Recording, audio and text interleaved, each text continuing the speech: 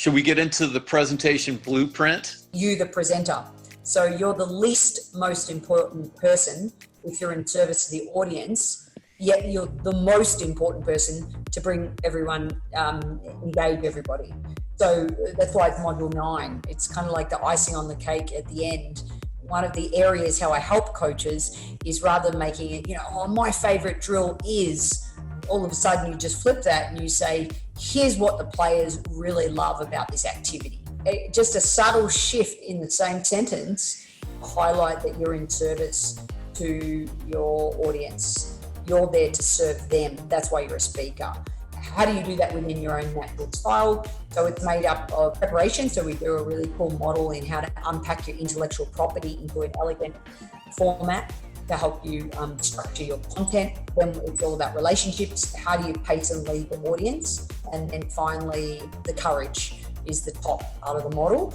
And that's all about you. So that's about how you dress, your image that you portray, right through to the matrix background, and the poise, you having emotional flexibility in the moment when things don't go well, when your technology doesn't work, etc. And just, a lot of people obviously have great anxiety around. Okay, this. let's get into. I want to get into that for a second. Okay, so there's what looks like it's not going well, but it's really great. It doesn't look like it's going well. I don't know how many times I've heard people say, I felt like I gave a horrible presentation, and then the people who heard it thought it was great. And then the other happens, the speaker feels like they nailed it, and then everybody yawns and can't wait to get out of there, or the conversations all start in the back because nobody's engaged, right?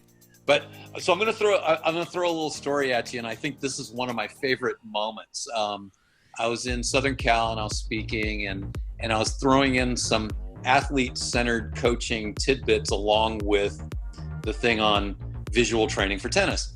And so this 26-year-old pro, with kind of a confrontational tone, was giving me sort of some pushback on one of my ideas.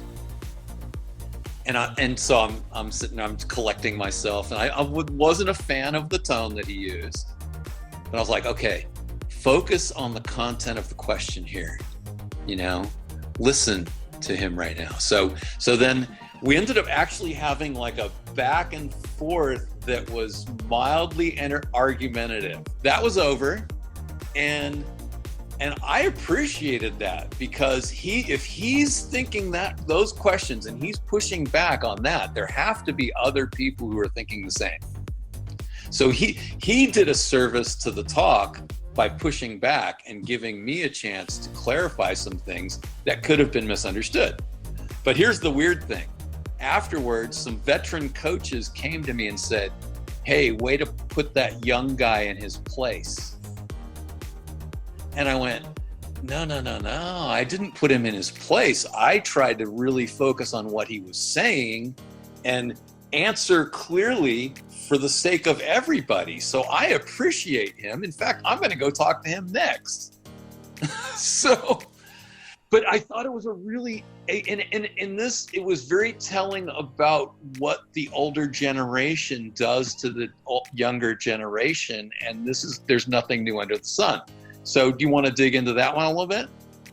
The number one word that comes to mind is assumptions. We make assumptions because of our map of the world. We delete, generalize, and distort, which of course is a neuro-linguistic programming meta model of how we process information. So as a speaker, your anxiety could be so high that when someone even asks a question, you don't hear it, or you take it and you think, you take one thing about what they said and you automatically answer it in a different way that has nothing to do with the question. Or, we've all got different maps of the world. So, kudos to you. And in Presentation Blueprint, we talk about when somebody is trying to hijack your presentation, which happens very, very frequently. There are techniques and ways to be able to do that, but I think being able to clarify, listen to the content, great advice, and reflect back if you're not unsure, and And then the only thing I would say within the course is you want to sort of put a time cap on that rather than back and forward with that one person. And it's always, the go-to line, of course, is, I really value your question, and you don't have enough time for me to explore that answer right now, but, would you meet me for coffee at the lunch break, or etc. And you take that conversation where it needs to go if that's the depth of the question. So I think that's a quick tip around that, but be careful with assumptions. Hear something and we assume that they're having a go at us, or we assume that they're totally disagreeing with everything we're saying. And yes, that takes years of practice, but there are techniques around that. And if people do want to make a comment, I'll often say, does anyone like to comment? I've got 30 seconds if anyone would like to make a comment on this activity. We're just tapping it. Or I'm going to take 2 questions regarding this and then moving on. Otherwise it really you've got to be careful that you don't lose your own structure within that. And that's why, in Presentation Blueprint, I always say, if you've got a 30-minute time slot, then you should really prepare a 22-minute talk. Yeah, no, that's great. And I would throw this out there too, that this time that we're in right now presents an opportunity for you to speak to your camera or to your Facebook Live, and just get out there and create a presentation and put it out there. Yeah, and then ask for I just saw the model. That's the Presentation Blueprint model for the course online. So it goes through those 9 modules there around preparation, relationships, and courage. So all right, great. So if someone contacted you, would you send that to them? Yeah, the model. Okay. Yeah, and I've got a free. It's called the palm technique. So if you just wanted to get going straight away, it's the palm is all pump up the region. It's all about your A is audience, L love your topic, and M is mix the audience. So if you're doing something online, that's maybe running a survey or really inviting feedback and working with your audience rather than just talking at them or just making it one way, even with video and online content. So I've got that's my free gift to promote that course. I'd be more than happy to share the palm technique. Awesome. Yep. All right. Anything more on presentation skills, blueprint stuff? I think